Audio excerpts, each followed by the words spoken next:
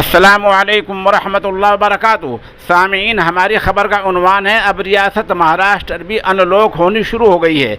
आज जुमेरात का दिन है, 3 जून है। वहाँ के वज़ीर आला ने ऐलान किया है कि कल 18 जून से पूरा महाराष्ट्र आहिस्ता आहिस्ता बतदरीज मरहलावार अनलॉक होना शुरू हो जाएगा।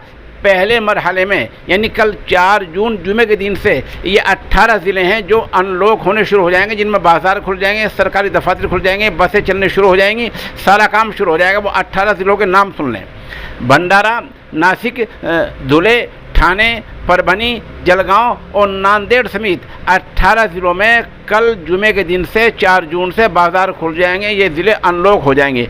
तमाम मुंबई के बारे में अभी फैसला नहीं लिया गया है। सरकारी तौर पर बताया गया है कि मुंबई में अभी कोरोना के केसेस कम नहीं हुए हैं, इसलिए मुंबई के बारे में 15 जून के बाद फैसला लिया जाएगा। फिर उसके बाद पूरा महाराष्ट्र आहिस्ता आहिस्ता खोल दिया जाएगा। ऐसा ऐलान आज वहाँ के वज़ीर आला ने किया है।